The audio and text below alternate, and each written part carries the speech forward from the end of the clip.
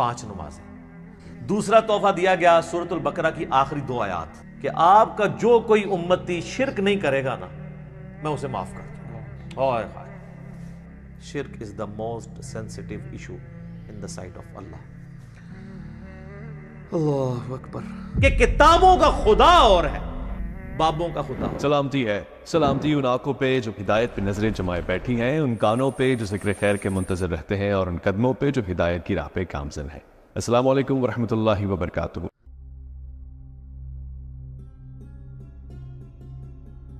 میرے بھائیو، اس میں کوئی شک نہیں ہے کہ معراج مصطفیٰ صلی اللہ علیہ وآلہ وسلم ہمارے محبوب سید الاولین والآخرین، شفیع المذنبین، رحمت للعالمین، سیدنا و مولانا امام اعظم محمد رسول اللہ صلی اللہ علیہ وآلہ وسلم کے ان 3 معجزات میں سے ایک بڑا معجزہ ہے جن کا ذکر قرآن کے اندر آیا ہے.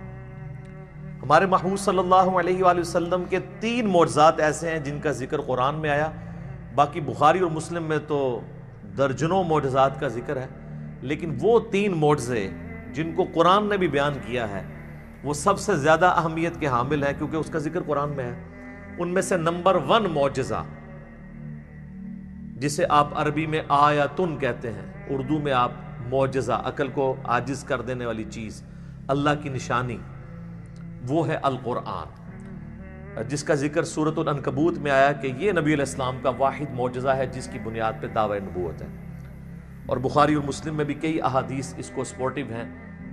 ایک وہ مشہور حدیث ہے بخاری اور مسلم کی کہ اللہ تعالیٰ نے ہر نبی کو کوئی نہ کوئی معجزہ دیا تھا، اور مجھے اللہ نے وحی یعنی قرآن کا معجزہ دیا ہے. میں اللہ سے امید کرتا ہوں سب سے زیادہ متبعین قیامت والے دن میرے ہوں گے، کیونکہ میرا معجزہ سب سے زیادہ یونیک ہے، یعنی کتاب کا معجزہ.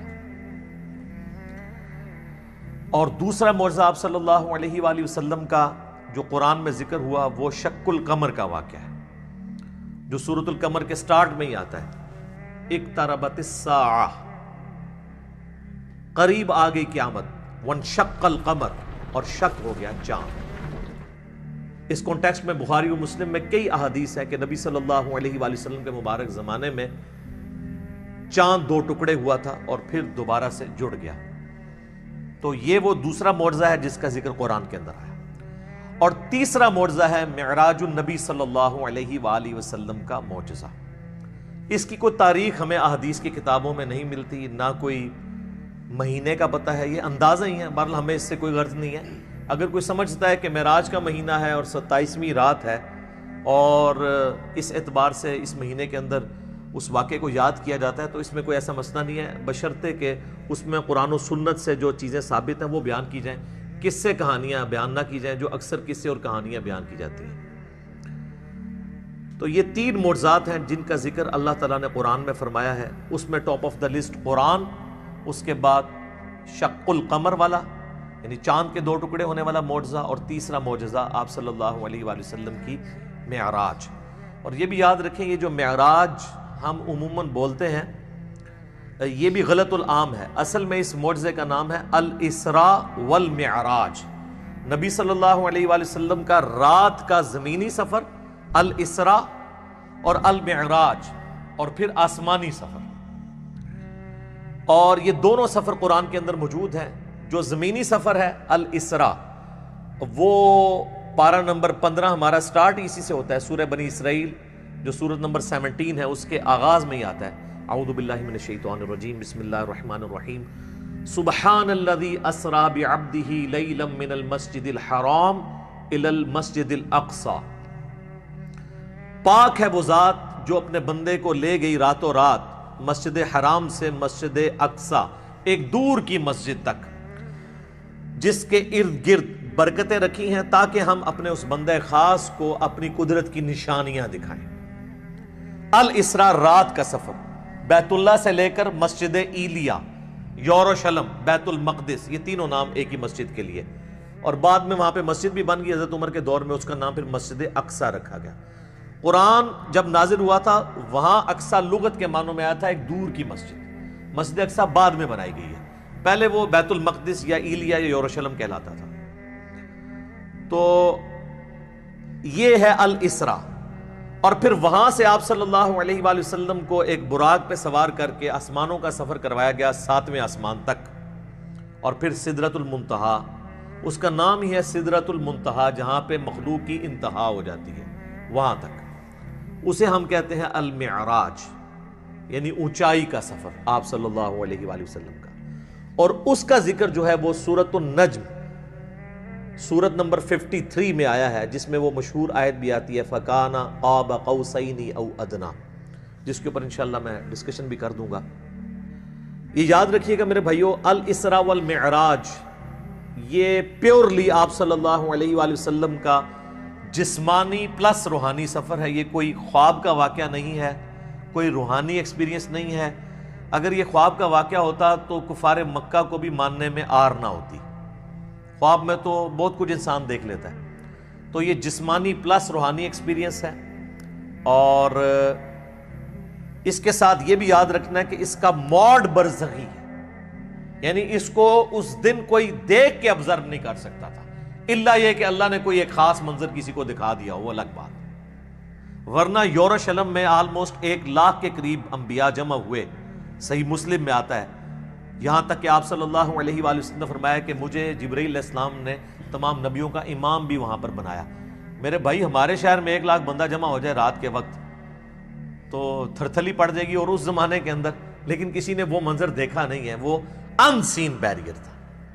اور بیسیکلی یہ اس لیے کروایا گیا، جو سورہ آل عمران میں آیا تھا نا کہ اللہ تعالیٰ نے انبیاء کی ارواح سے عہد لیا تھا کہ اگر میں تمہیں حکمت دوں، نبوت دوں، اور پھر میرا کوئی پیغمبر تم میں آ جائے تو تم نے اس پیغمبر کی تصدیق کرنی ہے، جس طرح کہ یحییٰ علیہ السلام نے حضرت عیسیٰ علیہ السلام کی. اور نبی صلی اللہ علیہ وآلہ وسلم کی تصدیق تو سب انبیاء نے کرنی تھی، تو وہ اللہ تعالیٰ نے فزیکلی انبیاء کرام کو جو ہے وہ برزخی طور پہ وہاں پہ جمع کر کے اور آپ صلی اللہ علیہ وآلہ وسلم کے پیچھے نماز پڑھوا کے آپ کی امامت کا اعلان کروایا کہ آپ امام الانبیاء ہیں صلی اللہ علیہ وآلہ وسلم، تاکہ سورہ آل عمران کا وہ والا وعدہ پورا ہو. وہ بڑا سٹرکٹ وعدہ ہے، اس میں یہاں تک الفاظ ہیں کہ مجھ سے یہ عہد کرو کہ جب میرے پیغمبر آئیں گے تم ان پر ایمان بھی لاؤ گے، ان کی مدد بھی کرو گے، اور میرے ساتھ یہ بھاری ذمہ اٹھاؤ، میں بھی تمہارے ساتھ گواہوں میں شامل ہوتا ہوں، اور اب بھی اگر کسی نے اس عہد کو توڑا تو وہ فاسقوں میں شمار ہوگا. یہ اتنے سخت الفاظ انبیاء کرام علیہ السلام کے بارے میں اللہ تعالیٰ نے ارشاد فرمائے. تو یہ برزخی اس کا موڈ تھا. اب اگر کسی کو شوق ہے کہ جی میں یہ سارا واقعہ ایک احادیث کے انٹرنیشنل نمبرز کے ساتھ دیکھنا چاہتا ہوں، خود سننا چاہتا ہوں، پڑھنا چاہتا ہوں، تو سننے کی حد تک تو ہم نے الحمدللہ اکتوبر 2015 میں، یہ آج مارچ 2020 چل رہی ہے، اکتوبر 2015 میں آلموسٹ سمجھ لیں 4.5 سال پہلے ڈیٹیل 3 لیکچر، مسئلہ نمبر 126 ABC 3 نشستوں میں آلموسٹ 4.5 گھنٹے کی گفتگو ویڈیو میں ریکارڈ کروا دی ہے. ایک حدیث کا میں نے انٹرنیشنل نمبر بھی بتایا، تو وہ آپ دیکھیں. ہم اس ویڈیو کے نیچے بھی اس کے ڈسکرپشن میں لنک لگا دیں گے. اور اس سے بھی بہتر یہ ہے کہ مرنے سے پہلے اے مسلمان کر لے اس پہ غور. کتابوں کا خدا اور ہے، بابوں کا خدا اور. کتابوں کا دین اور ہے، بابوں کا دین اور. کتابوں کی معراج اور ہے، بابوں کی معراج اور. کتابیں خود کھول کے پڑھیں. وہ میں آپ کو حوالہ دے دیتا ہوں. صحیح بخاری میں انٹرنیشنل نمبر ہے 3887. ڈیٹیلڈ حدیث ہے پوری واقعہ معراج کی، جس میں الاسراء زمینی سفر بھی ہے، آسمانی سفر، ہر آسمان پہ کس کس پیغمبر سے ملاقات ہوئی، 5 نمازیں دی گئیں، یہ ساری کی ساری 50 سے 5 ہوئی، حضرت موسیٰ علیہ السلام کے ساتھ ملاقاتیں ہوئی. یہ پوری صحیح بخاری میں انٹرنیشنل نمبر ہے 3887. اور سر صحیح مسلم 37 احادیث کنزیکٹیو ہیں. شروع میں پہلی جلد کے اندر انٹرنیشنل نمبر کے مطابق 411 سے لے کر 447، 411 سے 447 صرف واقعہ معراج کے اوپر. الاسراء والمعراج. اچھا وہاں پہ بھی آپ کو ہیڈنگ مل جائے گی، الاسراء والمعراج، رات کا سفر اور آسمانوں کا سفر. اور مشکات میں اگر آپ نے پڑھنا ہے تو تیسری جلد میں آپ کو 5862 سے 5867 تک مسلسل 6 احادیث اس حوالے سے مل جائیں گی جو واقعہ معراج سے ریلیٹڈ ہے. لیکن ظاہر ہے کہ کچھ سکپ بھی ہوئی ہیں، تو وہ آپ صحیح مسلم کا وہ چیپٹر پڑھ لیں 411 سے 447 تک.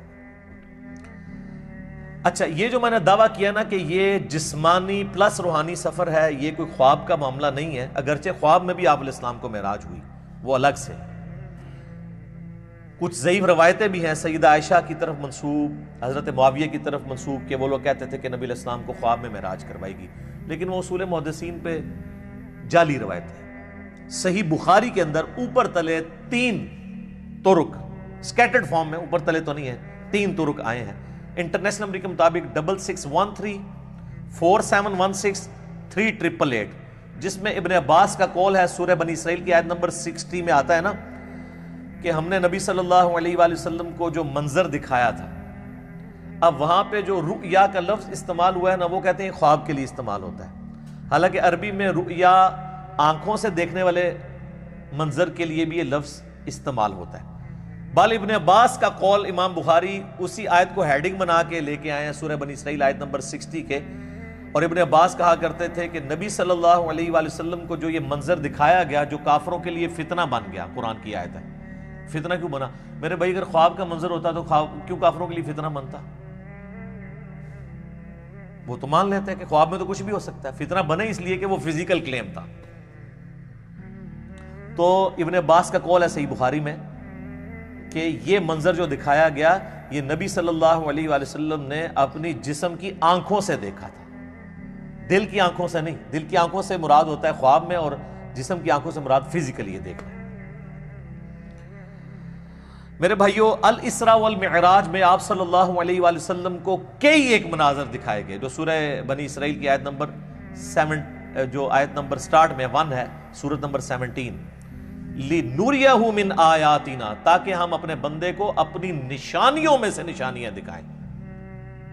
وہ نشانیاں کون سی تھیں؟ ان پہ میں بولوں تو میرے بھائی تقریباً 3-4 گھنٹے اور لگ جائیں گے. میں آپ کو موٹی موٹی باتیں بتا دیتا ہوں جو بخاری اور مسلم میں آئی ہیں کہ آپ علیہ السلام کو کیا کچھ دکھایا گیا.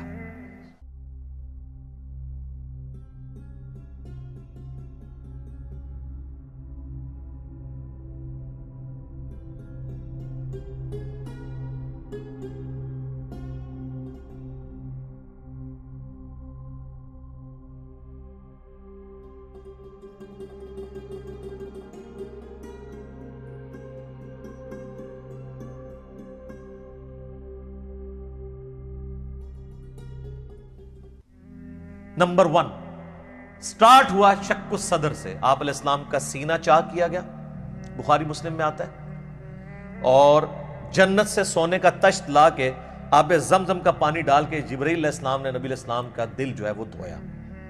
نمبر 2 آپ صلی اللہ علیہ وآلہ وسلم کو، چونکہ آپ مکے میں تھے، ابھی مدینہ آپ نے جانا تھا، راستے میں ایک شہر میں اتارا گیا اور جبرائیل نے کہا کہ یہ طیبہ ہے، مدینہ، جو آپ کا مسکن عنقریب بننے والا ہے ہجرت کے بعد.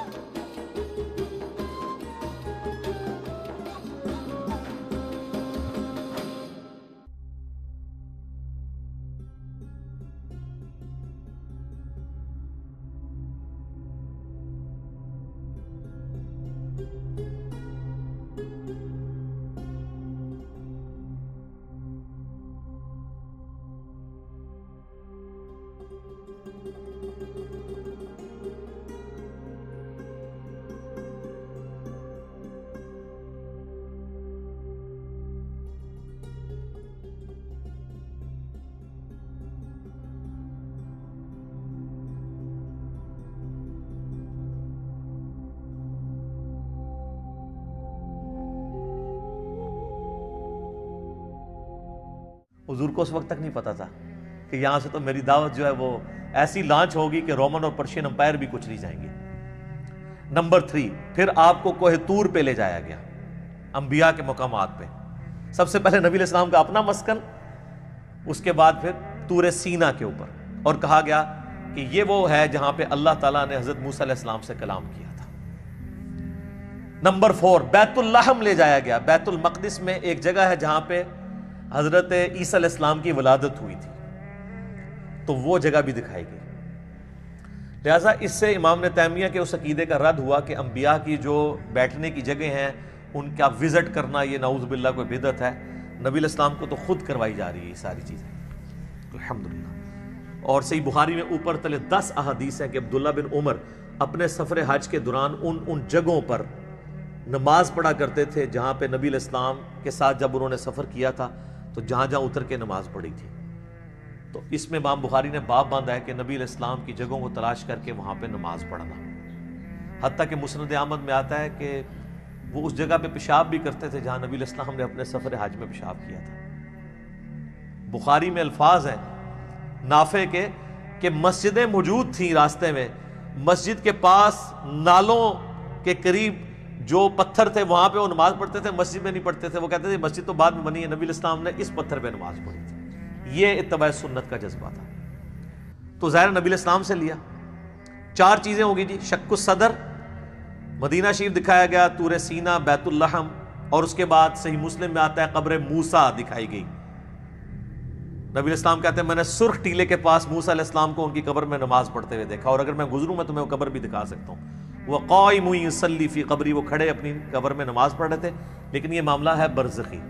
حیات انبیاء کے اوپر یہ ثبوت ہے، لیکن برزخی معاملہ۔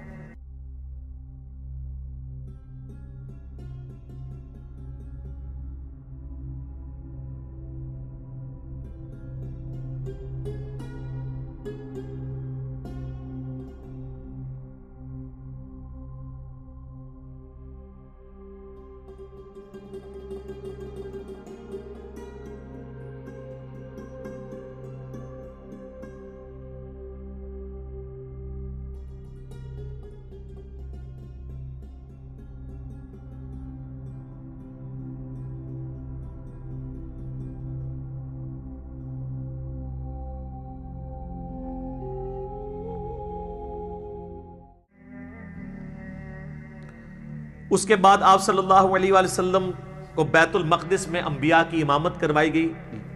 1 لاکھ کے قریب پیغمبروں کو جمع کیا گیا، اور جبرائیل علیہ السلام نے کہا کہ آپ ان کی امامت کروائیں۔ یہ صحیح مسلم میں آتا ہے۔ اچھا، پھر دجال دکھایا گیا، یہ بھی آتا ہے بخاری مسلم میں، دجال بھی دکھایا گیا۔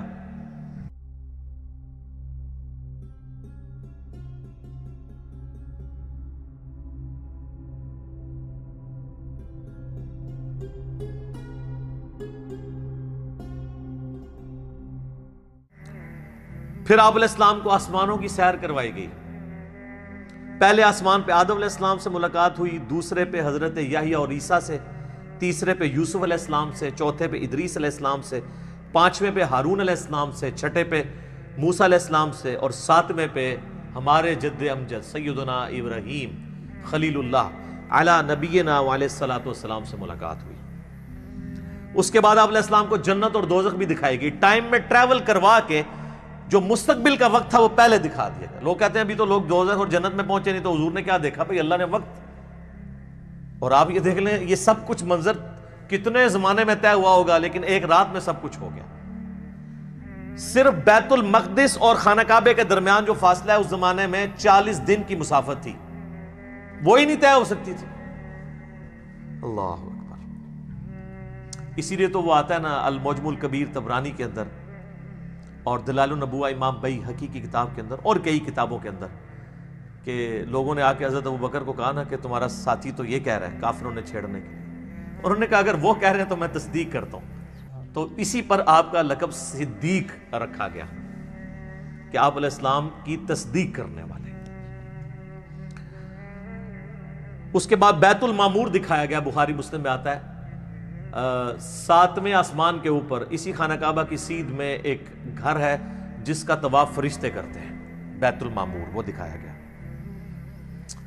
اور سب سے بڑھ کے آپ کو سدرۃ المنتہا تک لے جایا گیا۔ یہ آخری حد ہے، زمین سے جتنی مخلوقات ہیں یا فرشتے ہیں وہ بھی سدرۃ المنتہا سے آگے نہیں جا سکتے۔ اس کا نام ہی ہے انتہا، مخلوق کی انتہا ہے۔ باقی لوگوں نے آگے کہانیاں بنا لی ہیں کہ جی نبی علیہ السلام سدرۃ المنتہا سے بھی آگے چلے گئے، بالکل جھوٹ ہے، یہ آپ کی انتہا تھی۔ اور آگے پتہ نہیں کیا کیا کہانیاں بنائی ہوئی ہیں، کہتے ہیں عرش پہ جوتیوں سمیت چلے گئے۔ یہ تو اتنا بڑا جھوٹ ہے کہ احکام شریعت میں احمد صاحب بریلوی صاحب نے لکھا ہے کہ یہ جو معارج النبوہ کتاب جس میں یہ باتیں لکھی ہیں، یہ ہے تو سنی عالم ہے لیکن ہر طرح کی جھوٹی سچی روایتیں لکھ دیتا ہے۔ یہ محض باطل بات ہے کہ نبی علیہ السلام اپنی مبارک جوتیوں کے ساتھ عرش پہ گئے ہیں، یہ اعلیٰ حضرت نے لکھا ہے کہ یہ جھوٹی بات ہے، تو عرش پہ جانے والی کوئی بات نہیں ہے۔ ہاں قصے کہانیوں میں آپ مزے لے لے کے بیان کریں، اور جب ہم پوچھتے ہیں کہاں لکھا ہے، وہ کہتے ہیں سعدی شیرازی کے شعر نہیں آپ نے پڑھے، مولانا روم کے شعر نہیں پڑھے۔ ہم کہتے ہیں میرے بھائی ہم تو آپ کو چیخ چیخ کے یہی تو کہہ رہے ہیں کیا کہ مرنے سے پہلے ہے مسلمان، کر لے اس پہ غور۔ کتابوں کا خدا اور ہے، بابوں کا خدا اور، کتاب میں سے کوئی نکالے نا بات جہاں پہ لکھا ہو۔ پھر ڈاکٹر صاحب تو آپ کو پتا ہے طاہر القادری صاحب تو وہ کہتے ہیں کہ وہ دروازہ کھولا حضور نے حضور کے لیے، پھر کہا کہ آپ اندر آ جائیں، حریم ناز میں آ جا، وہ پتہ نہیں کیا عشق مشوقی کا انہوں نے ایک، اور بلکہ وہ بغل گیر پتہ نہیں کیا کچھ انہوں نے کیا ہے۔ اور طارق جمیل صاحب نے بھی اسی سے ملتی جلتی باتیں کی ہیں، وہ قاب قوسین او ادنا وہ پوری کر کے بتاتے ہیں، انشاءاللہ اینڈ پہ ڈسکس کرتا ہوں۔ تو میرے بھائی یہ کتابوں کی بات ہو رہی ہے، اور سدرۃ المنتہا ہی پہ اللہ تعالیٰ کی ملاقات ہوئی اپنے محبوب علیہ السلام کے ساتھ، اور سورۃ النجم میں اس کا ذکر ہے، وہاں پہ اللہ تعالیٰ نے وحی بھی کی آپ علیہ السلام کو۔ صحیح مسلم میں آتا ہے کہ 3 چیزیں آپ کو وہیں پہ عطا ہوئی۔ نمبر 1 5 نمازیں، وہ ڈیٹیل بخاری مسلم میں آتی ہے کہ 50 تھی، کم ہوتے ہوئے موسیٰ علیہ السلام کے پاس جب وہ آتے تھے نا چھٹے آسمان کے اوپر، تو کہتے تھے حضرت زیادہ ہیں کام کروائیں، ایک پھیرے ہی بس اور لگنا تھی، وہ کون ہی لگیا، ورنہ وہ 5 کام ہوتے 5 تک رہ گئی۔ پھر اس میں الفاظ ہیں بخاری مسلم میں، اللہ نے کہا کہ میرا قول بھی نہیں بدلے گا، تمہاری امت پڑھے گی 5، سورۃ الانعام میں ہے کہ ایک نیکی 10 کے برابر ہے، تو میں ان کو ثواب 10 کا ہی دوں گا، ایک کے بدلے 10 کا، تو نمازیں 50 کے ہی ثواب ملے گا 5 کے گیز میں۔ دوسرا تحفہ دیا گیا سورۃ البقرہ کی آخری 2 آیات، صحیح مسلم میں آتا ہے آمن الرسول بما انزل الیہ من ربہ والمؤمنون۔ سر یہ 2 آیات وہ ہیں جو اس دنیا میں نازل نہیں ہوئی ہیں، آسمانوں پہ نازل ہوئی ہیں، آسمان سے آسمانوں پہ نبی علیہ السلام کے مبارک سینے پہ۔ اور صحیح مسلم میں آتا ہے کہ تیسری چیز جو آپ کو دی گئی کہ آپ کا جو کوئی امتی شرک نہیں کرے گا نا میں اسے معاف کر دوں گا۔ تو اس کو تو سپورٹو پھر قرآن میں بھی آیت ہے، انہ من یشرک باللہ فقد حرم اللہ علیہ الجنہ ومأواہ النار وما للظالمین من انصار۔ بے شک جو کوئی اللہ کے ساتھ شرک کرے گا اللہ اس گناہ کو کبھی معاف نہیں کرے گا، اس پہ جنت حرام ہے، اس کا ٹھکانہ دوزخ ہے، اور وہاں اس کا کوئی مددگار نہیں ہوگا۔ حتیٰ کہ بخاری مسلم کی حدیث ہے کہ اللہ نے ہر نبی کو کوئی نہ کوئی دعا دی تھی، اس نے اس دنیا میں ہی دعا کر لی۔ حضرت نوح نے دعا کی، اس کی وجہ سے ان کی قوم ہلاک ہوگی۔ میں نے اپنی دعا چھپا کے رکھی ہے قیامت کے دن کے لیے، میں اس دعا سے اپنی امتیوں کے لیے شفاعت کی دعا کروں گا، اور میری دعا سے ہر میرے امتی کو نفع پہنچے گا سوائے اس شخص کے جس نے دنیا میں اللہ کے ساتھ شرک کیا۔ شرک is the most sensitive issue in the sight of Allah۔ اللہ اکبر۔ تو یہ 3 گفٹ آپ علیہ السلام کو ملے، 5 نمازیں، سورۃ البقرہ کی آخری 2 آیات، اور جو شرک نہیں کرے گا اس کی مغفرت۔ یہ ساری تفصیلات آپ مسئلہ نمبر 126 ABC کے اندر دیکھ سکتے ہیں 4.5 گھنٹے میں اس کو سکپ کرتا ہوں۔ الاسراء والمعراج میں جو معراج والا پورشن ہے اس میں سب سے زیادہ کنٹروورشل چیز جو آپ نے سوال میں بھی کی وہ ہے نبی علیہ السلام نے کیا شب معراج اللہ تعالیٰ کو دیکھا تھا یا نہیں۔ اب اس کا جواب ہاں یا نہ میں دینا تو بہت بڑی آزمائش ہے مسلمانوں کے لیے، جب تک کہ آپ پورا مقدمہ ان کو نہیں سمجھاتے۔ تو آپ اس پورے مقدمے کو سمجھیں گے تو آپ کے لیے معاملہ آسان ہو جائے گا۔ اس کی وجہ یہ ہے کہ یہاں پہ فرقہ واریت کا دین ہے، جس کو میں بابوں کا دین کہتا ہوں، اور آپ سے بار بار کہتا ہوں کہ مرنے سے پہلے اے مسلمان کر لے اس پہ غور، کتابوں کا خدا اور ہے، بابوں کا خدا اور۔ اچھا کہتے ہیں نہیں آپ کتابوں کا دین کہہ لیا کریں، بابوں کا خدا تو سب کا ایک ہے۔ میرے بھائی اس کے اندر قیامت مضمر ہے۔ دین کس لیے ہوتا ہے؟ اللہ کی شناخت کے لیے۔ جب آپ کے بابوں نے اس اللہ کی شناخت ہی میں نہیں کروائی ہے جو پیغمبروں کے ذریعے اللہ نے کروائی تھی، تو ہم رونا روئیں گے نا کہ آپ کس اللہ کی بات کرتے رہے ہو۔ تو اصل چیز قیامت زور اس شعر میں تبھی ہے کہ کتابوں کا خدا اور ہے بابوں کا خدا اور دیکھ لیں ہلچل مچی اس کی وجہ سے ہے. اگر میں کہتا کتابوں کا دین اور ہے بابوں کا دین اور تو کسی کو کچھ نہیں تھا ہونا. یہ اندر جو ہلچل مچتی ہے نا وہ کہتے ہیں یار ہم پتہ نہیں کس خدا کو مان رہے ہیں, کتابوں والے خدا کو کسی اور کو نہ مان رہی ہوگی. تو یہ تو میں نے ڈیٹیکٹ کیا تھا قرآن سے ہی کتابوں کا خدا. حضرت آدم علیہ السلام کو جب اللہ نے دنیا پہ اتارا سورۃ البقرہ آیت نمبر 38 تو اللہ تعالیٰ نے ہماری ماں اور باپ کو یہی کہا تھا قُلْ اهْبِطُوا مِنْهَا جَمِيعًا, اے آدم اور اس کی بیوی اور میری ان دونوں بندوں کی قیامت تک ہونے والی اولاد اتر جاؤ زمین پہ. فَإِمَّا يَأْتِيَنَّكُم مِّنِّي هُدًى, یاد رکھنا اب جب کبھی بھی کوئی ہدایت کی کتاب تمہارے پاس آئے گی انتظار کرنا کتابوں کا, بابوں کا نہیں کتابوں کا جو پیغمبروں کے ذریعے ہیں. فَإِمَّا يَأْتِيَنَّكُم مِّنِّي هُدًى فَمَن تَبِعَ هُدَايَ فَلَا خَوْفٌ عَلَيْهِمْ وَلَا هُمْ يَحْزَنُونَ, جو ان کتابوں کی اس ہدایت کی پیروی کرے گا اس کو نہ کوئی خوف ہوگا نہ کوئی غم. وَالَّذِينَ كَفَرُوا وَكَذَّبُوا بِآيَاتِنَا اولئک اصحاب النار ہم فیہا خالدون, جو کوئی ہماری آیات کو جھٹلا دے گا کفر کرے گا اس کو جھٹلائے گا تو وہ ہوں گے اہل جہنم, رہیں گے اس میں ہمیشہ ہمیشہ. اللہم اجرنا من النار آمین. اللہم من احییتہ منا فاحیہ علی الاسلام ومن توفیتہ منا فتوفہ علی الایمان آمین. تو اس لیے ہم کہتے ہیں کتابوں کا دین بابوں کا نہیں. تو اس مقدمے کو سمجھنے کے لیے آپ پہلے بنیادی بات سمجھ لیں, ایک بنیادی عقیدہ جو عقیدہ پوری امت کا ہے سوائے ان لوگوں کے جو اپنے نفس کے غلام بنے ہوئے. وہ کون ہے وہ میں آپ کو بتا دوں گا. پوری امت کا یہ عقیدہ ہے کہ مرنے سے پہلے اس روئے ارض پہ اللہ تعالی کا دیدار کسی انسان کو, کسی جن کو, کسی فرشتے کو یا کسی بھی مخلوق کو ہونا محال ہے, امپاسبل ہے, یہ مقدور نہیں ہے, محال ہے. اس کے ثبوت میں سورۃ الانعام کی آیت نمبر ہے 103, لا تدرکہ الابصار, نگاہیں اس کا احاطہ نہیں کر سکتی, وہ نگاہوں کا احاطہ کر لیتا ہے. حتیٰ کہ اس آیت میں اہل تشیع اتنا غلو کرتے ہیں کہ وہ یہ کہتے ہیں کہ قیامت میں اور جنت میں بھی اللہ کا دیدار نہیں ہوگا, وہ بھی غلو کر رہے ہیں. اور دوسری طرف ان کی حالت یہ ہے کہ وہ کہتے ہیں کہ مولا علی علیہ السلام اس وقت تک سجدے سے سر نہیں اٹھاتے تھے جب تک اللہ کو دیکھ نہ لے. تو ہم کہتے ہیں یار آپ کوئی ایک بات کرو, کسی بات کے اوپر ٹکو. اور پھر بعض غلو کرنے والے وہ کہتے ہیں شب معراج بھی جو مولا علی کا پنجہ دیکھا تھا. خیر اب اہل علم ان کو خود ہی رد کر رہے ہیں, وہ کہہ رہے ہیں یہ نصیحتیاں, ہمارا ان سے کوئی تعلق نہیں ہے, اہل تشیع کا یہ جو ہے مکتب نہیں ہے, مکتب اہل بیت یہ نہیں ہے. تو یہ سورۃ الانعام کی آیت نمبر 103 اس پر گواہ ہے. اور اس سے بھی بڑھ کر پریکٹیکل ایکسپیرینس سورۃ الاعراف کی آیت نمبر 143, جب موسیٰ علیہ السلام نے کوہ طور پہ ملاقات کے دوران کہا اے اللہ میری خواہش ہے میں تجھے دیکھوں. اتنی دفعہ باتیں سن سن کے اگلا سٹیپ بھی بندہ طے کرتا ہے نا. تو اللہ نے کیا فرمایا تھا, لن ترانی, ہرگز نہیں دیکھ سکتا تو مجھے, بلکہ تو پہاڑ کی طرف دیکھ, اگر یہ پہاڑ اپنی جگہ پہ قائم رہا تو سمجھنا تو مجھے دیکھ سکتا ہے. تو قرآن کے الفاظ ہیں پہاڑ پہ اللہ نے صرف تجلی کی تو وہ ریزہ ریزہ ہو گیا, اور موسیٰ علیہ السلام انڈائریکٹ وہ تجلی دیکھنے سے بے ہوش ہو کے گر پڑے. اور اس کے بعد ان کا ہے اللہ میں تیری طرف رجوع لاتا ہوں, اب دوبارہ میں یہ بات نہیں کروں گا. تو اگر موسیٰ علیہ السلام کو زیارت نہیں ہو سکتی اللہ تعالیٰ کی اس دنیا میں, تو موسیٰ علیہ السلام سے بڑھ کے تو کوئی بھی نہیں ہو سکتا. تو اب اگر موسیٰ علیہ السلام کے سوا کوئی شخص یہ دعویٰ کرے کہ اس نے اللہ کو دیکھا ہے تو پھر ہم اسے غلام احمد قادیانی کا بھائی کہیں گے نا, جس طرح اس نے جھوٹا دعوے نبوت کیا. یہ کم از کم اسے کہنا چاہیے کہ تو جھوٹ بولتا ہے, یا تو پھر یہ کلیم کرتا ہے کہ تو مسلمان ہو کے موسیٰ علیہ السلام سے بڑا مرتبہ رکھتا ہے. حالانکہ موسیٰ علیہ السلام تو اولو العزم پیغمبروں میں سے ہے, جو سورہ شورا کے اندر آیا ہے. 5 اولو العزم پیغمبر ہیں.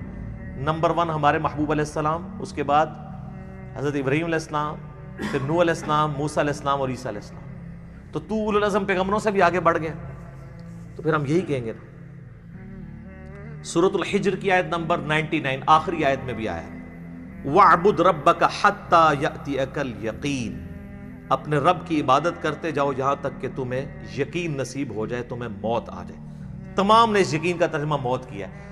مرنے سے پہلے یقین نہیں آ سکتا، کیونکہ یقین اس وقت آتا ہے جب آپ فزیکلی دیکھ لیں۔ تو یہی تو آپ کو انعام ہے، ان الذین یخشون ربہم بالغیب لہم مغفرۃ واجر کبیر۔ جو بغیر دیکھے اپنے رب سے ڈرتے ہیں ان کے لیے ہے مغفرت اور بہت بڑا اجر۔ اور صحیح مسلم میں انٹرنیشنل نمبر کے مطابق 7356 نمبر حدیث ہے دجال کے کانٹیکسٹ میں۔ نبی علیہ السلام فرماتے ہیں کہ یہ دجال آئے گا تو اس کے ماتھے پہ کافر لکھا ہوگا، لیکن وہ کاف فا را یا کاف الف فا را لکھا ہوگا ایبریویشنز میں۔ تو لوگ جو اہل ایمان ہیں نبی علیہ السلام کہتے ہیں وہ پڑھ لیں گے کہ یہ کافر لکھا ہے، تو ان کو پتہ چلے گا دجال ہے۔ دوسرے لوگ نہیں پڑھ پائیں گے، چاہے مومنین میں بھی منافقین ہوئے، اور وہ ہو سکتا ہے کاف سے کشف پڑھ لیں، الف سے الہام پڑھ لیں، فا سے فیض پڑھ لیں، اور را سے روحانیت پڑھ لیں کہ جی یہ تو بہت بڑے بزرگ ہیں۔ اچھا، اس حدیث میں 7356 میں آتا ہے کہ نبی علیہ السلام نے فرمایا کہ وہ خدائی کا دعویٰ کرے گا، دجال یاد رکھو تم میں سے کوئی شخص اپنے رب عز و جل کو نہیں دیکھ سکتا یہاں تک کہ اسے موت آ جائے۔ یہ الفاظ ہیں۔ کیا مطلب؟ کہ مرنے سے پہلے کوئی اللہ کو نہیں دیکھ سکتا، مرنے کے بعد دیکھیں گے انشاءاللہ۔ انشاءاللہ تو مرنے سے پہلے آپ نہیں دیکھ سکتے، تو آپ بھی مرنے سے پہلے ہے مسلمان، کر لے اس پہ غور۔ کتابوں کا خدا اور ہے، بابوں کا خدا اور۔ اب آپ سوچ رہے ہوں کہ بابوں نے کیا کام ڈالا ہوا ہے، تو اے ہوں آگے جو کام کی پایا جی انہوں نے، اے دے تسی کتابوں نے خدا دی تعریف سن لی۔ بابوں نے کیا کام ڈالا ہے جناب؟ تذکرۃ الاولیاء شیخ فرید الدین عطار المتوفی 627 ہجری کی کتاب ہے، جو بریلوی اور دیوبندی دونوں چھاپ رہے ہیں اور کہہ رہے ہیں سارے اولیاء کے حالات زندگی اس میں لکھے ہوئے ہیں۔ ایسی کوئی کتاب نہیں، اس میں بایزید بستامی کی معراج لکھی ہوئی ہے، المتوفی 261 ہجری۔ ان کا امام ابو یزید بستامی اور میرا امام ابو الحسین مسلم بن حجاج القشیری، المتوفی 261 ہجری۔ وہ بھی 261 میں فوت ہوئے ہیں، یہ بھی 261 میں فوت ہوئے ہیں۔ تو وہ کہتے ہیں انہوں نے معراج میں وہ عرش تک پہنچ گئے اور اللہ کو دیکھا، مشاہدہ کیا، اور باقاعدہ چیپٹر ہے بایزید بستامی کی معراج تذکرۃ الاولیاء میں۔ بخاری مسلم کو چھوڑ کے ان کے پیچھے پڑے ہوئے ہیں۔ اور یہ آپ کو حوالے اس کے تذکرۃ الاولیاء کے فضائل اعمال میں ملیں گے، فضائل سنت میں بھی، تبلیغی جماعت کی کتاب میں بھی، دعوت اسلامی کی جماعت کی کتاب میں بھی، یعنی دونوں بھاری فرقے بریلوی اور دیوبندی اس کو لے کے چل رہے ہیں۔ پھر کشف المحجوب جو اس سے بھی پہلے لکھی گئی 200 سال پہلے، علی بن عثمان حجویری المتوفی 465 ہجری، انہوں نے کشف المحجوب میں بایزید بستامی کے بارے میں کلیم کیا ہے کہ وہ جب حج کرنے کے لیے گئے تو پہلی دفعہ گئے تو صرف کعبہ دیکھا، تو کہتے ہیں میرا حج نہیں ہوا۔ اگلی دفعہ گئے تو کعبہ بھی دیکھا اور کعبے کے رب کو بھی دیکھا، تو کہتے ہیں پھر بھی میرا حج نہیں ہوا۔ تیسری بار گئے تو صرف اللہ کو دیکھا، کعبہ ہی غائب تھا، تو ان کا اب میرا حج ہوا ہے۔ فزیکلی دیکھا۔ اگر کہتا نہیں یہ خواب میں دیکھنا ہے، تو سر میرا معصومانہ سوال ہے کہ خواب کا پیکج موسیٰ ابن عمران علیہ السلام کو آفر کیوں نہیں ہوا، جن کو سورۃ الاعراف کی آیت نمبر 143 میں کہا گیا لن ترانی، موسیٰ تو مجھے نہیں دیکھ سکتا، انہوں نے آگے سے توبہ کی۔ تو اگر بازید والا عقیدہ ان کا ہوتا تو کہتے ہیں اللہ توبہ خواب ہی کرا دے، بازید نو تے بائی کرانی ہے نا، کہانیاں جھوٹ کوڑ ہوں مزہ ہے۔ حضرت ابو ہریرہ نو بھی غصہ آندا سی تو اپنی حبشی لینگویج وچ بولدے سن، کوڑ پنجابی کہتے ہیں جھوٹ نو۔ اور آپ دیکھیں دنیا میں بھی اللہ نے ایک تھوڑا سا ماڈل رکھا ہوا ہے، نماز مؤمن کی معراج ہے۔ کیوں کہا جاتا ہے نماز معراج النبی میں تحفہ ملا ہے؟ وہاں سدرۃ المنتہا پہ اللہ اور نبی نے ڈائریکٹ باتیں کی تھیں حجاب کے اندر، وہ میں بعد میں حدیث بتاؤں گا۔ آپ یہاں دنیا پہ بیٹھ کے اللہ سے باتیں کر سکتے ہیں نماز کی حالت۔ باقی یہ جو کہانی مشہور ہے نا کہ یہ معراج النبی کی گفتگو ہے اللہ کی اور نبی علیہ السلام کی التحیات للہ والصلوات والطیبات، یہ بالکل کہانی ہے، یہ کسی حدیث میں نہیں آئی ہے۔ بخاری مسلم میں تو واضح آیا ہے، صحابہ کرام کہتے ہیں رسول اللہ صلی اللہ علیہ وآلہ وسلم نماز کا تشہد ہمیں قرآن کی طرح سکھاتے تھے۔ ابن مسعود کہتے ہیں کہ میرے ہاتھ کو نبی علیہ السلام نے اپنے دونوں مبارک ہاتھوں میں لے کے مجھے یہ سکھایا تھا التحیات للہ والصلوات والطیبات۔ تو یہ نبی علیہ السلام نے سکھایا ہوا ہے، اس کا معراج کے ساتھ کوئی تعلق نہیں ہے، یہ کہانی ہے جو آپ بچپن سے سارے سنتے ہیں۔ جی نبی علیہ السلام نے کہا التحیات للہ والصلوات والطیبات، اللہ نے کہا السلام علیکہ ایھا النبی ورحمۃ اللہ وبرکاتہ، تو نبی علیہ السلام نے نعوذ باللہ پھر کریکشن کی اور کہا السلام علینا وعلی عباد اللہ الصالحین، اور پھر فرشتوں نے کہا اشہد ان لا الہ الا اللہ واشہد ان محمدن عبدہ ورسولہ۔ ایک کہانی ہے سر، کڈی وڈی کہانی ہے، اور بچپن تو سن رہے ہو، آج تک کسی مولوی کو پوچھا ہے اے وہ کہانی جڑا بریلوی بھی بیان کرتا ہے، دیوبندی بھی بیان کرتا ہے، اہل حدیث بھی بیان کرتا ہے، کسی نے نہیں پوچھا ہے لکھی کہاں ہوئی یہ کہانی ہے۔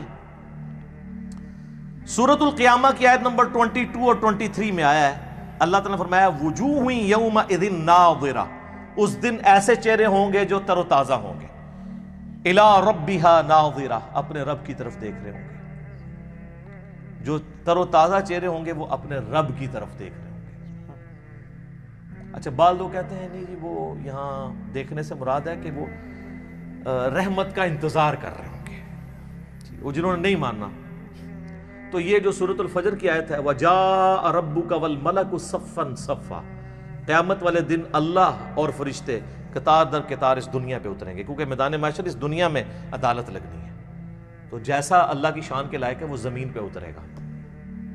اور پھر اس کا کلائمیکس ہے سورۃ المطففین آیت نمبر 15، کَلَّا إِنَّهُمْ عَنْ رَبِّهِمْ يَوْمَئِذٍ لَمَحْجُوبُونَ، اللہ تعالیٰ کافروں کے بارے میں فرماتا ہے کہ ضرور بالضرور اللہ کے جو منکر ہیں وہ اپنے رب کے دیدار سے اوٹ میں کر دیے جائیں گے قیامت والے دن۔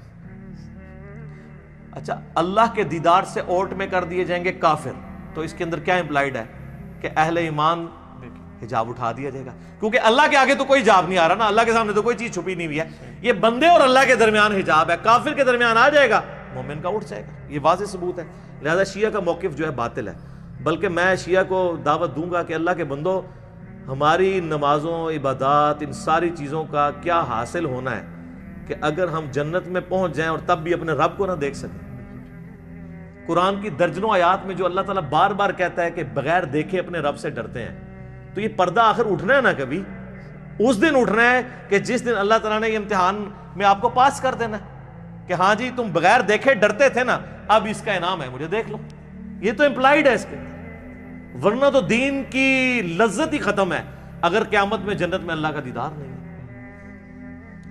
بخاری مسلم میں درجنوں احادیث ہیں اسی کانٹیکسٹ میں جو سورۃ القیامہ کی آیت نمبر 22 ہے، وجوہ یومئذ ناظرہ الی ربہا ناظرہ، اس آیت کے کانٹیکسٹ میں بخاری مسلم دونوں میں حدیث ہے۔ صحابہ کرام نے پوچھا یا رسول اللہ کیا ہم اپنے رب کو دیکھیں گے قیامت والے دن؟ آپ نے فرمایا تم ضرور اپنے رب کو دیکھو گے۔ 14ویں رات کا چاند جب چھایا ہوتا ہے اور کوئی بادل نہ ہو تو تمہیں اس چاند کو دیکھنے میں کوئی تکلیف محسوس نہیں ہوتی۔ سورج کو دیکھنے میں تکلیف ہوتی ہے، چاند کو دیکھنے میں نہیں ہوتی۔ بالکل اس طریقے سے تم اپنے رب کو بھی دیکھو گے اور تمہاری آنکھوں پہ کوئی سٹرین نہیں آئے گا، جیسا کہ اس کی شان کے لائق ہے، تم اپنے رب کو دیکھو گے انشاءاللہ تعالی۔ اور سر صحیح مسلم میں ایک بڑی رکت انگیز حدیث ہے، نبی علیہ السلام فرماتے ہیں جنتی جب جنت میں پہنچ جائیں گے نا تو اللہ تعالیٰ جنتیوں سے کہے گا کہ ہاں جی کوئی اور نعمت چاہیے؟ تو جنتی کہیں گے یا اللہ اس سے بڑی کیا نعمت ہے کہ تو نے ہمیں ہمیشہ کے دوزخ کے عذاب سے بچا لیا، ہمارے چہرے تر و تازہ کر دیے، ہمارا منہ مانگا انعام ہمیں دیا، ہمیشہ کی زندگی ہمیں دے دی، اس سے بڑی بھی ابھی کوئی نعمت باقی ہے؟ تو پھر اللہ تعالیٰ ان کو سرپرائز دیتے ہوئے اپنا اور بندوں کے درمیان حجاب اٹھائے گا اور لوگ اپنے رب کی زیارت کریں گے، اور جب وہ رب کو دیکھ لیں گے نا تو ان کو دنیا کی اور جنت کی ہر نعمت بھول جائے گی، وہ کہیں گے اصل نعمت تو یہ ہے، یہ اللہ نے سرپرائز میں رکھی ہوئی ہے جنت کے اندر۔ یہ صحیح مسلم میں حدیث ہے۔ پھر نبی علیہ السلام نے کہا کہ چاہو تو قرآن پڑھ کے دیکھ لو، سورہ یونس کی آیت نمبر 26 آپ نے تلاوت کی، للذین احسنوا الحسنى وزیادہ، جو لوگ نیکوکار ہیں اللہ تعالیٰ ان کے لیے بہتر اجر رکھے گا اور کچھ بڑھ کے بھی دے گا، اور کہتے ہیں کہ بڑھ کے جو دے گا وہ یہ ہے سب سے بڑھ کے اللہ کا دیدار انشاءاللہ تعالی۔ اور پھر صحیح مسلم کی وہی حدیث جو دجال والی میں نے بیان کی 7356 کہ تم میں سے کوئی اپنے رب عز و جل کو نہیں دیکھ سکتا یہاں تک کہ وہ مر نہ جائے، تو مرنے کے بعد انشاءاللہ تعالی اللہ کا دیدار ہوگا۔ اور مرنے سے پہلے اے مسلمان کر لے اس پہ غور، کتابوں کا خدا اور ہے، بابوں کا خدا اور یقین کر جب تو یہ غور کرے گا نا تو تیرے اندر سے آواز نکلے گی، کیا کہ نہ میں بابی، نہ میں بابی، نہ میں سو کارڈ بابی تے نہ میں بابیاں دا دفاع کرنے والا بابی، میں ہوں مسلم علمی کتاب انشاءاللہ تعالی۔ البتہ میرے بھائیو اس کائنات میں ایک ہستی ایسی ہے جسے اللہ تعالیٰ نے اس دنیا میں خواب کی حالت میں اپنا دیدار عطا کیا، اور اس اعتبار سے باقی ساری مخلوقات پہ فوقیت ہے، اور وہ ہمارے محبوب سید الاولین والآخرین شفیع المذنبین رحمت للعالمین سیدنا و مولانا امام اعظم محمد رسول اللہ صلی اللہ علیہ وآلہ وسلم کی مبارک ذات ہے۔ اور یہ تو نبی الاسلام کے بارے میں خواب میں زیارت والا معاملہ، یہ تو میں حدیث آپ کو بعد میں بیان کرتا ہوں۔ آپ کے بابوں نے یہ دعویٰ امام حنیفہ کے لیے بھی کیا، وہ کہتے ہیں 100 دفعہ خواب میں زیارت ہوئی ہے۔ امام بن حنبل کے بارے میں تو فضائل اعمال کے اندر لکھا ہے کہ خواب میں اللہ کو دیکھا اور پوچھا کہ اللہ جی میں آپ کا قرب چاہتا ہوں تو کس چیز سے حاصل کروں، تو اللہ نے فرمایا قرآن سے۔ تو امام بن حنبل نے کہا کہ اللہ سمجھ کے کہ بغیر سمجھ کے، تو اللہ نے کہا کہ چاہے سمجھ کے چاہے بغیر سمجھ کے، کڈی کہانی خواب وچ ایہی چیز لینی سی۔ تو سر اس پہ میری 100 نمبر مجلس دیکھ لیں، کتابوں کا خدا اور ہے، بابوں کا خدا اور۔ میں آج اس کی انجینئرنگ نہیں کرتا، بل یہ فضائل اعمال کے اندر یہ لکھا ہوا ہے، اگر کوئی شخص اللہ ہی کو دیکھ لے تو اب کائنات میں کوئی غیب ایسا رہ گیا جو اس کے لیے اٹریکٹیو ہو، اس سے بڑی تو کوئی چیز نہیں۔ تو پھر قیامت والے دن نبی علیہ السلام کے لیے اللہ نے کیا انعام رکھا ہوا ہے؟ آپ کو دنیا میں مل گیا سب کچھ۔ ہمیں تو کہا گیا نا سورۃ الملک آیت نمبر 12 میں، ان الذین یخشون ربهم بالغیب لہم مغفرۃ و اجر کبیر، جو بن دیکھے اپنے رب سے ڈرتے ہیں ان کے لیے مغفرت اور بہت بڑا اجر ہے۔ اور آپ نے سن لیا کہ جنت میں اللہ کا دیدار، قیامت میں اللہ کا دیدار۔ تو نبی علیہ السلام نے اگر دنیا میں ہی اللہ کو دیکھ لیا تو نبی علیہ السلام کے لیے پھر کون سا انعام رہے گا؟ تو اس کے اندر امپلائڈ ہے کہ نبی علیہ السلام کے لیے انعام یہ ہے کہ دنیا میں دیکھا ہے خواب کی حالت میں، فزیکل ہی نہیں دیکھا، دل کی آنکھوں سے دیکھا۔ فزیکل دیکھنا ابھی باقی ہے ان کا بھی، وہ حضور کے لیے ابھی بھی غیب کی چیز ہے، تو آپ علیہ السلام کے لیے بھی انعام باقی ہے۔ تو جو لوگ اس دنیا میں حضور کا فزیکل دیکھنا مانگتے ہیں یا شب معراج فزیکل دیکھنا مانگتے ہیں، تو ان کے لیے علمی چیلنج ہے کہ پھر بتاؤ کہ نبی علیہ السلام کے لیے قیامت اور جنت میں اور کون سا انعام ہوگا اس سے بڑھ کے، اگر آپ اپنا سب سے بڑا انعام پہلے ہی اویل کر چکے ہیں۔ اور یہ پوائنٹ جس شخصیت نے ہائی لائٹ کیا ہے، میں اس کا کریڈٹ اسی کو دیتا ہوں، مولانا اسحاق صاحب رحمہ اللہ تعالی، المتوفی 213 عیسوی مطابق 28 اگست 2013۔ انہوں نے یہ چیز ہائی لائٹ کی تھی، اور یہ میں نے نہ آج تک کسی کتاب میں پڑھی نہ کسی اسکالر سے سنی۔ اسکالر نے بیچارے نے کیا بیان کرنا ہے، یہ مولانا اسحاق کو کریڈٹ جاتا ہے کہ انہوں نے یہ ایسا علمی، آپ کہتے ہیں وہ جس طرح وہ تاش میں کہتے ہیں نا یکا پھینکنا، کہ بتاؤ کہ اگر حضور نے بھی اللہ تعالیٰ کو فزیکلی دیکھ لیا جو تمہارا کلیم ہے، تو حضور علیہ السلام کے لیے تو اب کوئی چیز نہیں رہے گی باقی۔ تو خواب میں ہی دیکھا، فزیکلی نہیں دیکھا، شب معراج بھی دیکھا تو پردے میں دیکھا، فزیکلی نہیں دیکھا۔ وہ انشاءاللہ اب میں اس کے اوپر ڈسکشن کرتا ہوں آخر میں۔ شب معراج میں صحابہ اکرام علیہم رضوان کی 3 آراء پائی جاتی ہیں دیدار خداوندی عز و جل کے حوالے سے۔ پہلی رائے یہ ہے جو صحیح بخاری اور صحیح مسلم میں سیدنا عبداللہ ابن مسعود رضی اللہ تعالیٰ عنہ سے جب پوچھا گیا کہ یہ جو سورۃ النجم کی آیت نمبر 9 ہے، فَكَانَ قَابَ قَوْسَيْنِ أَوْ أَدْنَىٰ، وہ دونوں اتنے قریب ہوئے کہ 2 کمانوں کے درمیانی فاصلہ بلکہ اس سے بھی کم۔ اور پھر اگلی آیت سورۃ النجم کی آیت نمبر 11، مَا كَذَبَ الْفُؤَادُ وَمَا رَأَىٰ، دل نے جو کچھ دیکھا اس کو جھٹلایا نہیں ہے۔ اور پھر سورۃ النجم کی ہی 18 نمبر آیت، لَقَدْ رَأَىٰ مِنْ آیَاتِ رَبِّهِ الْكُبْرَىٰ۔ ان 3 آیات کے بارے میں عبداللہ ابن مسعود سے جب پوچھا گیا تو بخاری مسلم کے الفاظ ہیں، انہوں نے کہا کہ یہاں تینوں جگہ پر مراد سیدنا جبرائیل علیہ السلام ہے، جن کو نبی علیہ السلام نے اپنی اصلی حالت میں دیکھا۔ ان کے 600 پر تھے اور سبز رنگ کا لباس انہوں نے پہنا ہوا تھا اور وہ افق پہ چھائے ہوئے تھے۔ دوسری رائے ہے جو صحیح بخاری میں انس ابن مالک کی ہے، انٹرنیشنل نمبر کے مطابق 7517، وہ فَكَانَ قَابَ قَوْسَيْنِ أَوْ أَدْنَىٰ سے مراد اللہ اور اس کے نبی علیہ السلام کا قرب کہتے ہیں۔ لیکن اس حدیث میں ایک راوی ہیں شریک بن عبداللہ القاضی، ثقہ راوی ہیں، لیکن امام مسلم صحیح مسلم میں انٹرنیشنل نمبر کے مطابق 414 نمبر حدیث میں لکھتے ہیں کہ شریک بن عبداللہ جو ہے نا یہ معراج کی حدیثیں بیان کرتے ہوئے الفاظ کو کم زیادہ کرتا ہے. ابن حجر اسقلانی بھی کہتے ہیں کہ یہ شریک بن عبداللہ القاضی جو ہے یہ جو روایت بیان کرتا ہے نا یہ اس معراج کا ذکر ہے جو خواب میں ہوئی تھی. خواب میں بھی علیحدہ سے معراج ہوئی ہے, ایک فزیکل معراج ہے جس کو ہم ڈسکس کر رہے ہیں. اور بعض کہتے ہیں کہ یہ اس کو وہم لگا ہے جو بخاری میں الفاظ ہیں انس بن مالک کے. یہ تمام طرح کی چیزیں یعنی ملتی ہیں. بہرحال یہ انس بن مالک کا اگر موقف ہے لیکن اس میں بھی دیکھنے کا ذکر نہیں ہے, صرف قرب کا ذکر ہے سدرۃ المنتہا کے موقع پر. تو کوئی حرج نہیں ہے اگر کوئی قرب کی بات کرتا ہے, دیکھنے کا پھر بھی یہاں پہ ذکر کوئی نہیں ہے. اچھا, انس بن مالک رضی اللہ تعالیٰ عنہ کے اس عقیدے کو سپورٹیو ابن عباس کی رائے ہے صحیح مسلم میں 437 نمبر حدیث میں. انہی 3 آیات سورۃ النجم آیت نمبر 9, 11 اور 18 کے بارے میں جب ان سے پوچھا گیا تو انہوں نے کہا کہ رآہ بفؤادہ مرتین, نبی علیہ السلام نے دل کی آنکھوں سے اپنے رب کو 2 دفعہ دیکھا, یعنی ان آنکھوں سے نہیں دیکھا.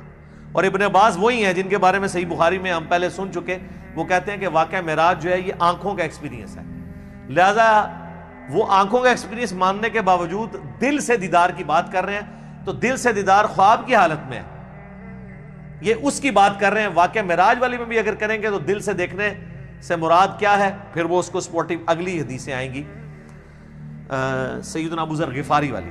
لیکن یہاں پہ میں ایک حدیث بتاؤں, جامعہ ترمذی میں بھی مشکات میں بھی ہے کہ ابن عباس نے کہا لقد را محمد ربہ, بے شک محمد نے اپنے رب کو دیکھا. تو اکرمہ نے کہا کہ حضرت سورۃ الانعام کی آیت نمبر 103 ہے لا تدرکہ الابصار, اللہ کو تو آنکھیں دیکھ نہیں سکتی, تو آپ ہمیں کہہ رہے ہیں کہ نبی علیہ السلام نے اللہ کو دیکھا. تو فرمایا کہ یہ اس وقت ہے جب اللہ تعالیٰ اپنے نور کے ساتھ تجلی فرمائے. یہاں دیکھنے سے مراد دل سے دیکھنا ہے, تو وہ تو دل سے دیکھنا خواب میں دیکھنا جو ترمذی سے بیان کر دیا. تو ابن عباس بھی یہ مانتے ہیں کہ اللہ تعالیٰ کی جو نورانی تجلی جو اللہ تعالیٰ کی ذات ہے اس کو نبی علیہ السلام نے نہیں دیکھا. بعض لوگ ان حدیثوں سے سہارا لیتے ہیں لیکن اس کی ایکسپلینیشن اسی میں موجود ہے. پھر صحیح مسلم میں ایک حدیث ہے 443, ابو ذر غفاری کہتے ہیں کہ میں نے رسول اللہ سے پوچھا کہ نبی علیہ السلام یہ بتائیے کہ کیا آپ نے معراج میں اپنے رب کو دیکھا تھا؟ تو سر اب آپ لوگ بھی مان جائیں. رسول اللہ نے فرمایا کہ میں رب کو کیسے دیکھ سکتا ہوں, وہ تو نور ہے. کلیئر ہو گیا. اچھا, اس سے اگلی حدیث ہے صحیح مسلم میں 444. ایک تابعی کہتے ہیں ابو ذر غفاری سے کاش میں رسول اللہ کے زمانے میں ہوتا نا تو حضور سے ایک سوال ضرور کرتا.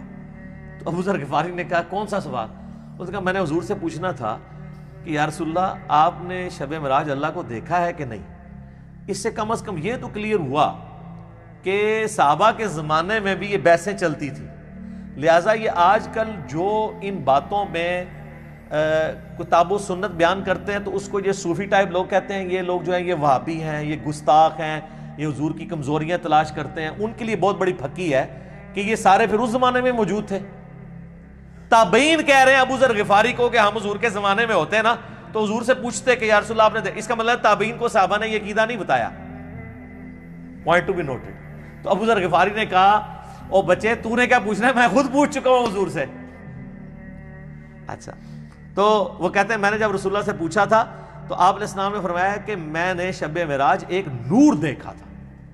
یہ نہیں کہا, سوال ہو رہا ہے کہ کیا آپ نے اللہ کو دیکھا تھا, تو جواب میں ہونا چاہیے تھا ہاں میں نے اللہ کو دیکھا. جواب کیا دیا؟ میں نے ایک نور کو دیکھا تھا. ابو ذر غفاری کہہ رہے ہیں کہ حضور نے مجھے یہ جواب دیا. اس کی ایکسپلینیشن اس سے اگلی حدیثوں میں ہو رہی ہے. سر امام مسلم نے یقین کرے نا, وہ کہتے ہیں نا ایک سجی پھر کھبی پھر اتو پھر تلو, کنزیکٹیو حدیثاں جی 443 444 اور اس سے اگلی 445 اور پھر اس سے اگلی 446 ابو سعید خدری سے کہ نبی علیہ السلام نے فرمایا کہ اللہ کا اپنی مخلوق سے جو پردہ ہے وہ نور کا پردہ ہے, اگر وہ نور کا پردہ ہٹ جائے تو مخلوق تباہ و برباد ہو جائے, تجلی کی تاب نہیں لا سکتی. تو وہ جو آیا مسلم میں کہ میں نے نور دیکھا تھا, تو وہ کیا تھا؟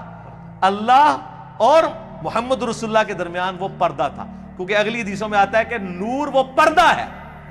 ورنہ تو کہتے ہیں میں نے اللہ کا نور دیکھا, کہا میں نے ایک نور دیکھا تھا. اور 443 میں کیا ہے کہ میں اسے کیسے دیکھ سکتا ہوں، وہ تو نور ہے. اس کا اپنا نور نہیں دیکھا، پردے والا نور دیکھا. وہ ہٹ جائے تو مخلوق تباہ و برباد ہو جائے. بالکل کلیئر کٹ ہے. اچھا یہ تو ہوگی وہ والی دوسری والی رائے اور اس کی ایکسپلینیشن. اب اینڈ پہ میں آپ کو اپنی اماں کی رائے بتاتا ہوں جو آپ کو ہضم نہیں ہونی کبھی بھی. سر اماں نے جو کیا ہے نا اس امت کے ساتھ احسان، اور صوفیوں کے ساتھ ان کے سارے عقیدوں کو پیسیفک اوشن میں پھینک دیا. بخاری و مسلم دونوں میں حدیث ہے. اما عائشہ تو انس ابن مالک، ابن عباس، ابن مسعود، ابو ذر غفاری، ابو سعید خدری جو یہ حدیثیں بیان کر رہے ہیں ان سب کو پیچھے چھوڑ جاتی ہیں. یہ آیات میں تو صحابہ کی آراء ہے نا، اور اما خود کہہ رہی ہیں کہ ان آیتوں کے بارے میں وہ پہلی امتی ہوں جنہوں نے رسول اللہ سے ڈائریکٹ ان آیات کی تفسیر پوچھی بھی ہے.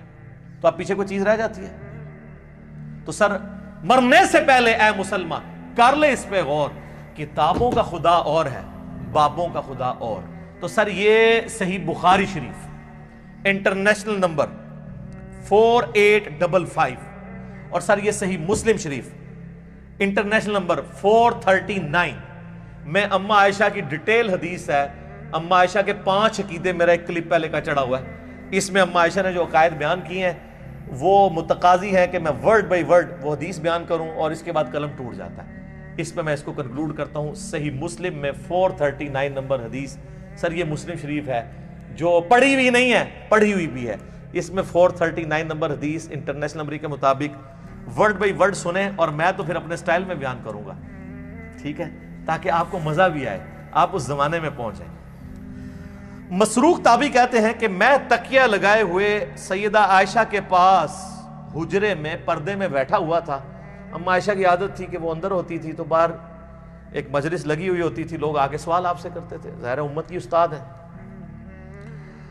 تو ایک دن اچھا اما عائشہ کا بڑا پیار تھا اس مسروق تابعی کے ساتھ، اور یہ بھی اتنا لاڈلا تھا اس نے اپنی بیٹی کا نام بھی عائشہ رکھا ہوا تھا. یہ بڑا مشہور تابعی ہے، بخاری مسلم میں درجنوں احادیث ہیں ایسے. تو کہتے ہیں کہ ایک دن میں تکیہ لگائے بیٹھا تھا تو اماں نے اندر سے آواز دی اور کہا اے ابو عائشہ. یہ پیار سے بلایا، کنیت. یہ یعنی عرب میں جب کسی کو پیار سے بلانا ہوتا تھا اس کا نام نہیں لیا جاتا تھا، کنیت کے ساتھ بلایا. اے ابو عائشہ، جو بھی 3 باتوں میں سے کسی ایک کا بھی قائل ہوا اس نے اللہ پہ بہت بڑا جھوٹ باندھا. اب سر نبی کی بیوی، امت کی ماں، ایک اپنے سٹوڈنٹ کو دین سکھا رہی ہیں، پوچھنے پہ نہیں خود سے بتا رہی ہے کہ میرے پاس بنیادی عقائد ہیں، تم لے لو. اب وہ مسروق تابعی کہتے ہیں میں تکیہ لگا کے بیٹھا ہوا تھا تو میں سیدھا ہو گیا کہ کون سی 3 باتیں ہیں جو اللہ کے اوپر کوئی باندھ دے تو وہ جھوٹا ہے، کہیں میرے اندر نہ پائی جاتی. آپ پہ تو فرق نہیں پڑتا، آپ کے آگے سے قرآن گزر جائے، بخاری گزر جائے، مسلم گزر جائے، کیوں؟ وہ بابوں کے دین کے اوپر ہے. تو اس لیے ہم آپ سے ریکویسٹ کرتے ہیں کہ مرنے سے پہلے اے مسلمان کر لے اس پہ غور. کتابوں کا خدا اور ہے، بابوں کا خدا اور جب تو غور کرے گا تیرے اندر سے آواز اٹھے گی کیا کہ نہ میں وابی نہ میں بابی، میں ہوں مسلم علمی کتابیں. تو میں نے کہا کہ وہ 3 باتیں کون سی ہیں؟ انہوں نے کہا پہلی بات، جو کوئی یہ عقیدہ رکھتا ہے کہ محمد صلی اللہ علیہ وآلہ وسلم نے اپنے رب کو دیکھا تو اس نے اللہ پر بہت بڑا جھوٹ باندھا. لو جی سارے صوفی وڈے کے جے صوفی تے کہندے نسی ویکھیا ہے، بتایا نہیں بازید بستامی نے دعویٰ کیا. ہوئے ہوئے ہوئے. مسروق کہتے ہیں میں تکیہ لگائے بیٹھا تھا، جیسے ہی میں نے یہ بات سنی میں اٹھ کے بیٹھ گیا. میں نے کہا اے اماں جان ذرا مجھے بھی کچھ عرض کرنے دیں اور اپنی بات میں جلدی نہ کریں، یعنی میں بھی کوئی اپنے دلائل سامنے رکھنا وا. تسی پہلے ہی چھکا مارے کیونکہ وہ ان کا خود بھی یہی ہو سکتا ہے عقیدہ ہو. کیا اللہ نے قرآن میں نہیں فرمایا وَلَقَدْ رَآهُ بِالْأُفُقِ الْمُبِينِ؟ وہی آیات سورۃ النجم کی آیت نمبر 9، 11 اور 18 تینوں مسروق نے پڑھی. وَلَقَدْ رَآهُ نَزْلَةً أُخْرَى، یہ تو واضح قرآن میں آیا ہے کہ دیکھا اس نے اس کو. اب قرآن میں یہ تو نہیں ہے کس نے کس کو. تو سیدہ عائشہ نے کہا اس امت میں سب سے پہلے میں نے ان آیتوں کو رسول اللہ سے پوچھا تھا.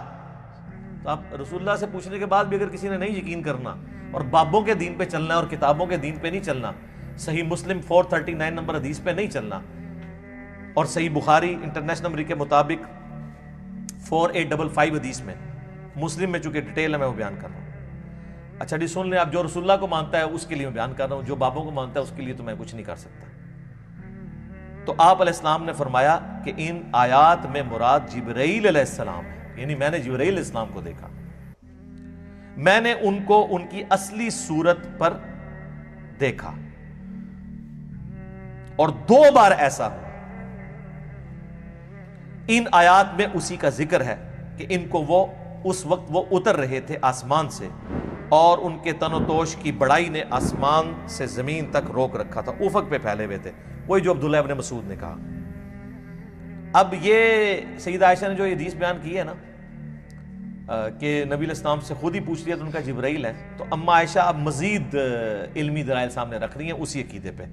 سورۃ الانعام کی آیت نمبر 103 پڑھی، لا تدرکہ الابصار وہو یدرک الابصار، جو ہم پہلے ڈسکس کر چکے ہیں۔ نگاہیں اس کا احاطہ نہیں کر سکتی، وہ نگاہوں کا احاطہ کر لیتا ہے۔ اور کہا مسروق تو نے یہ آیت نہیں قرآن کی پڑھی ہوئی؟